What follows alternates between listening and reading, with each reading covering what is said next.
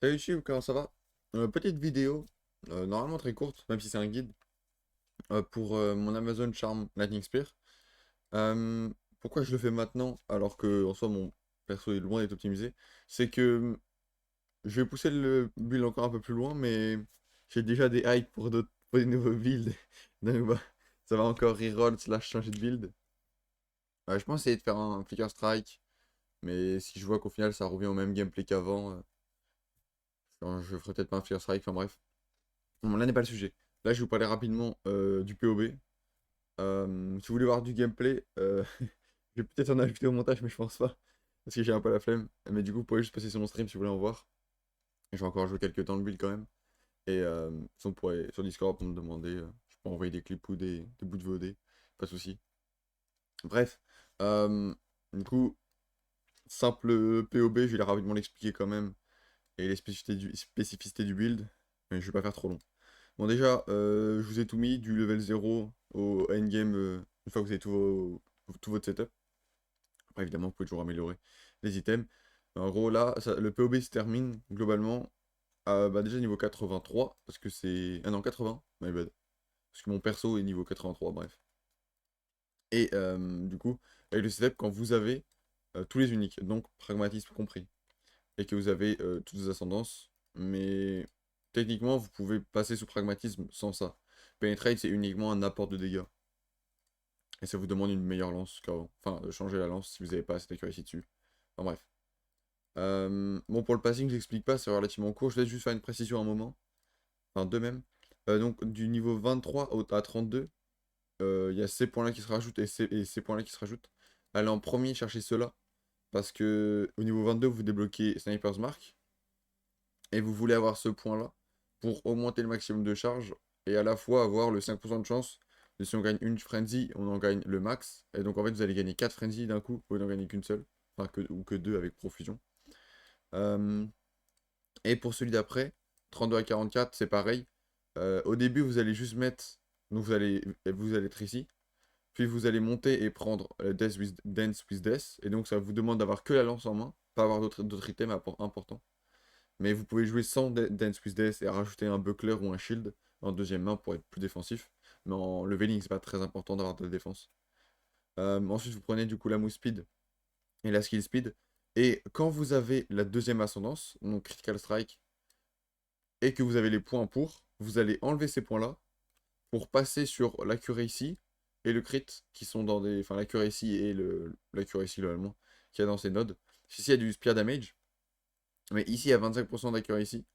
Et non, ici, on n'a pas. Ouais, bah. Donc ici, vous avez 25% d'accuracy. Donc ça ne sert à rien de le prendre. Ce point est quand même bien 25% d'increase damage. Mais il a beaucoup plus de valeur une fois que vous pouvez fructifier l'accuracy.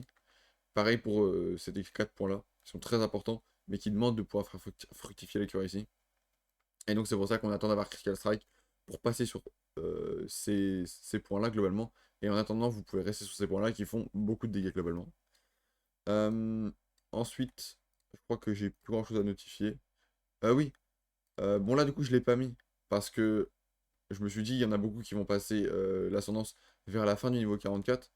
Mais du coup, dès que vous avez fini l'ascendance, vous passez ces points-là en melee projectile damage en accuracy pour gagner encore du crit chance. Et derrière, vous allez chercher des nouveaux points de crit et d'accuracy. Euh, Là après on va chercher le reste des frenzy. Enfin des frenzy qu'on ira chercher jusqu'à la fin du jeu. Donc on enlèvera plus tard, mais là ça va vous aider du coup avec cette gemme là, quand vous aurez encore plus 2 au maximum, pour seulement 4 points entre guillemets, vous allez passer à 6 charges de 4 quand vous allez proc cet item là, enfin ce point talent là, ce qui est très fort. Et derrière bah, vous allez prendre encore plus de crit chance. Euh, Après mid-game du coup on va enlever ça, parce que vous passez sur le setup unique que je vais expliquer juste après. Mais du coup, vous passez sur le setup. Donc, vous n'avez plus besoin d'autant frenzy. Vous avez besoin d'ignite. Donc, c'est pour ça qu'ici, on va chercher les points sur l'ignite qui ne sont pas normalement juste avant. Vous allez chercher du coup des points de charme. Vous allez chercher bah, toutes ces parties-là globalement. Et des points de power charge. Et vous allez passer, au lieu de passer ici, vous allez passer ici. Et vous allez plus passer par là, vous allez passer par là. Parce que vous allez chercher le Sphere Power.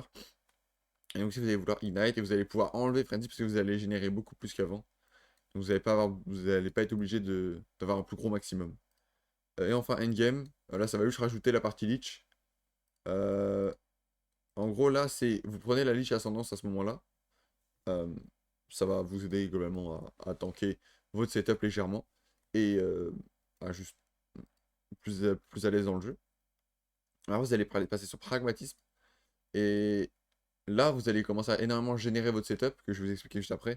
Donc vous allez avoir besoin de beaucoup plus de leech pour tanker votre setup. Et donc vous allez chercher ces nodes là, surtout le 25% faster qui est très important. C'est surtout lui qui fait tanker plus. Mais il y a moyen que je magouille encore le tri pour économiser des points parce que ça fait quand même très très cher pour juste 4 points de leech. En même temps ils sont un peu obligatoires. Bref. Les skills, là pareil, je peux t'expliquer. Level 0 à 22, en gros, c'est avant d'avoir un Sniper's Mark. C'est le même build, juste bah, il n'y a pas Sniper's Mark et il est moins fort. Je sais pas s'il y a plus opti, mais j'ai voulu rester dans les lances et en Lightning Spear pour que tous vos items, vous n'ayez pas à les changer quand vous swappez au niveau 22, ce qui peut compliquer la chose pour beaucoup de gens. Donc, bah, j'ai juste fait un build Lightning Spear, Stormlance. Stormlance en mono, Lightning Spear en mono, en multi. Ça, c'est du niveau 0 au niveau 100. Genre avec ce build, c'est Lightning Spear quand vous avez un pack de mobs. Quand vous avez un rare ou un boss, vous mettez du Stormlance dessus. Ensuite, niveau 22, du coup, vous débloquez Sniper's Mark. Et là, le gameplay, ça va être quoi? Vous allez faire Sniper's Mark, Lightning Spear, Sniper's Mark, Lightning Spear. Parfois, vous allez proc. Alors, si vous proquez pas la marque et que vous tuez pas le mob, bah, vous continuez à lancer des Lightning Spear sur le mob avec la marque. Alors, vous le visez, mais clairement, vous n'êtes pas obligé de le viser. Si vous le touchez avec un ricochet, avec un chain de Lightning Spear, ça peut crit aussi, c'est très bien. Mais du coup, vous allez juste essayer de proc la marque avec Lightning Spear sur les packs. Et sinon, en mono aussi, vous allez Stormlance, Lightning Spear, Stormlance, Mark, Stormlance, Mark, Stormlance, Mark. Ou si vous proquez souvent, vous pouvez, profusion, techniquement, vous pouvez aussi faire double Stormlance, puis Mark, double Stormlance, puis Mark. Non, c'est votre rotation mono-cible. Vous avez en plus du coup dedans, parce que au niveau, entre le niveau 22, autour du niveau 40 et quelques, 30 plutôt, 30-35, vous allez débloquer le 62 Spirit avec Azakbog, le boss Azakbog Harry Potter. Donc vous allez pouvoir mettre Combat Frenzy. Et à ce moment-là, vous pourrez rajouter à la place de Close Combat. Attendez, je vais rajouter comme ça. Je peux le dire à haute voix. Vous allez pouvoir rajouter électrocution. Électrocute, my bad. Et là, vous allez électrocute sur les boss. Et donc, vous allez pouvoir proc un peu de Combat Frenzy. Voilà. Du coup, ça c'est jusqu'au niveau. Jusqu'à ce que vous débloquez Sound Spirit. À Sound Spirit, vous passez sur le même setup, mais vous rajoutez juste Wind Dancer avec Maim et Clarity. Enfin, en gros, là, c'est juste pour rajouter des choses parce que Wind Dancer, il consomme très peu, il a que 30. Pareil pour Herald of Thunder et Combat Frenzy. Donc, ouais, bah, juste on rajoute du Clarity. Ici, on rajoute du Précision pour bah, juste là des dégâts et là de l'utilitaire pour avoir un peu plus de mana. Et enfin, quand vous passez sur le setup, là vous allez rajouter un flame wall au besoin, surtout pour le mono cible, pour pouvoir ignite et faire passer vos lances à travers le mur pour les faire ignite encore plus. Ça peut vous aider si vous n'avez pas assez de dégâts de feu sur votre build. Mais important, ne jamais, jamais, jamais, jamais lancer une spire à travers le flame wall dans un pack de mobs si vous n'avez pas beaucoup, beaucoup de leech ou alors beaucoup, beaucoup d'HP. Mais ne faites jamais ça si vous n'avez pas assez de leech pour tanker parce que vous allez ignite quasiment tous les mobs que vous avez touchés. Vous allez vous faire burst par le setup que je vais expliquer juste après, incessamment sous peu. Et vous allez pouvoir enlever la Sniper's Mark. C'est aussi pour ça que je fais ce build, c'est pour pouvoir jouer sans Sniper's Mark et de one button, littéralement. Parce qu'une fois que vous avez suffisamment de faire damage, Flame Wall part du build et juste vous spammez des Lightning Spear ou des Stormlance en mono cible, des barrages si vous voulez, et fin. Euh, voilà. Donc au niveau des items, 3 setups du niveau 0 au setup unique. Vous avez juste besoin d'avoir des spears qui ont du flat, enfin beaucoup de physical et du lightning. Vous pouvez déjà prendre du fire, mais vous embêtez pas en leveling, hein, vous pouvez prendre du lightning. C'est mieux, ça synergise mieux avec le build parce que vous faites des dégâts de lightning en général. Mais sinon n'importe quel dégât élémentaire avec le physical, c'est très bien. Vous voulez juste du flat damage. Vous voulez le plus gros rôle de dégâts, on s'en fout du reste, l'attaque speed, on s'en fout beaucoup même. Pas très intéressant, pas très important plutôt. Glove, vous voulez du flat damage. Vous pouvez avoir du cold, hein. C'est juste que je mets pas le cold parce que c'est celui qui synergise le moins dans le build. Mais pareil pour les rings, hein. Vous pouvez, c'est pas grave, juste vous voulez du flat damage, c'est ce qui est le plus fort pour le leveling. Et le reste, faites comme vous voulez, hein. Bah, des défenses, des résistances comme d'habitude. Mid-game, donc là c'est avant d'avoir pragmatisme, mais c'est déjà le setup unique. Parce que c'est les uniques les moins chers globalement. Même si Hateforge c'est une ou deux divs. Fireflower c'est une. Non, c'est quelques ex ou une div si vous voulez un très gros rôle de level. Bijou Band c'est deux ex genre. Ça vaut rien. Alien Gamma ou Chosen pareil c'est une ex. Et donc vous allez setup ça. Et pourquoi ce setup? C'est parce que quand vous allez ignite un mob, donc via vos fire damage, via le flame ball, peu importe les sources, même si vous jouez explosive spear, vous pouvez jouer explosive spear avec ce build, tout à fait. Et c'est même plus simple d'ignite d'ailleurs. Vous allez proc Fireflower. Fireflower qui dit, vous prenez 100 de fire damage quand vous faites ignite. Ensuite, en vous faisant, en prenant les 100 de fire damage de Fireflower, donc les 25 quand vous êtes caprese, même plus si vous êtes over caprese, enfin augmenter le maximum de reste, bref. Vous allez proc en prenant des fire damage. Ici, use when you take fire damage. From hit. Fireflower est considéré comme un hit. C'est pour ça que ça fonctionne. Sinon, ça ne fonctionnerait pas. C'est là où le seul vrai doute qu'il y avait eu quand j'ai commencé mon build. Avant de pouvoir tester ça, je sais pas si ça allait fonctionner. Mais si ça fonctionne. Et donc, le Engame Shonen, quand il va proc, il va vous donner le maximum de rage. Il va monter votre rage au maximum. Et que dit Hateforge? Hateforge vous dit, quand vous arrivez au maximum de votre rage, vous gagnez X random charge. Alors c'est de 1 à 3, ça dépend le rôle de l'item. Je vous conseille de prendre 3, ça aide vraiment. Mais je joue à 2 actuellement, je clear du content. Je crois là avec mon stuff, bon j'ai troll, j'ai jeté 7 divs dans le vide pour avoir une lance moins bien qu'avant. J'ai juste fait de la merde, mais mais même comme ça, avec un build un peu nul à chier, enfin, avec un build nul à chier, mais avec juste mon setup, j'ai suffisamment de rage et tout pour clear de la T13 sans trop de soucis. T12, T13, actuellement je suis en T12, T13 pour farmer les Nexus de corruption pour augmenter mon atlaserie, enfin mon atlas, et ça marche très bien. Ensuite, du coup, quand vous allez passer sur le endgame, setup, genre vraiment le setup final, ça sera avec pragmatisme. Du coup, vous allez pas être obligé de prendre la belt. À terme, vous enlèverez la belt. La belt vous donne des dégâts, oui, mais elle vous fait. Enfin, elle vous donne de l'utilitaire. Mais vous perdez des dégâts, vous perdez de la tankiness. Enfin, techniquement, vous gagnez des dégâts parce que vous avez de la dextérité qui donne de l'accuracy. Mais bref. Vous avez. En fait, c'est pas des stats intéressantes. Des stats intéressantes que si vous avez besoin de booster vos charges et de réduire la durée de vos charmes. Mais ce qui ne sert à rien que vous avez pragmatisme. Parce que pragmatisme dit vos charmes n'utilisent pas de charge. Donc vos charmes sont infinis. Et donc à ce moment-là, vous pouvez en générer autant que vous voulez. Parce que avant, le problème du setup d'avant, c'est que vos charmes ont 4 charges grâce à ce point de talent-là. Alors hop, ça c'est du coup. Grâce à ce point de talent-là, vous passez de 2 charges à 3 charges. Plus du coup, les charmes activation chance qui vous permettent de proc un charme sans consommer de charme. Et en fait, du coup, sur ces trucs-là, vous êtes obligé d'avoir la belt pour vous aider parce que ça augmente les charmes gain, ça réduit la durée. Bon, ça c'était pour autre chose, et ça augmente vos charges gain. Et en plus, vous avez le skill Cast on Charm Use, qui du coup est utile dans le setup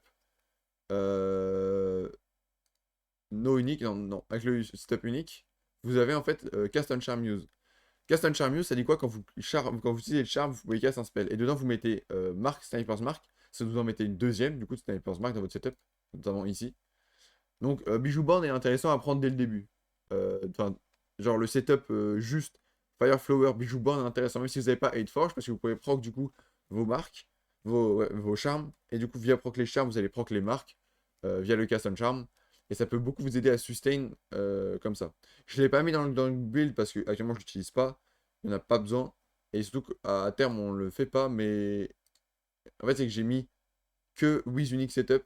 Parce qu'en fait With Unique Setup c'est avec et sans pragmatisme vous avez le même setup. Parce que vous proquez de la même manière vos charges.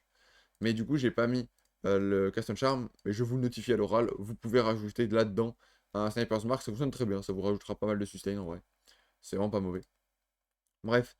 Et du coup, là, vous pourrez enlever un charme parce que vous aurez un slot en moins, vu que la belt, elle vous en donne juste qu'à 3. Vous pouvez avoir une belt qui donne 0 charme, enfin que un seul charme, et du coup, rajouter ce point-là en endgame, pour vous donner plus un charme, vous prenez ici et ici. Mais ça n'a pas grand intérêt, le mieux c'est de trouver une belt qui a 2 charmes, vous n'êtes pas obligé de forcer ça. Mais bon, le but c'est d'avoir que 2 charmes, vous en foutez d'avoir le troisième, parce qu'en fait, vous allez vous en proc un qui va en proc un autre. Et en gros, pour expliquer un truc, les charmes, vous pouvez pas reproc un charme s'il a déjà été proc. Parce que faut la durée de 4 secondes. Donc il faut attendre la fin des 4 secondes pour pouvoir régénérer les charmes. Mais si vous en avez un deuxième similaire, en fait le deuxième va proc à la place du premier, désactiver le premier pour activer le deuxième. Et donc, vous allez pouvoir reprendre le premier qui va désactiver le deuxième pour proc le premier, etc., etc. Du coup, ça fait une boucle qui fait que vous pouvez, en réalité, les proc à l'infini. Et du coup, sur la belt, belt rare classique avec du défensif, beaucoup de chaos res parce que vous allez en avoir pas mal besoin à cause de pragmatisme. Un peu moins d'élémental res parce que du coup, vous en avez avec pragmatisme. Et de la strange, vous voulez de la strange, ça vous aide pour équiper votre spear, pour équiper Void Forge, qui demande les deux, hein, bah, une soixantaine de strange.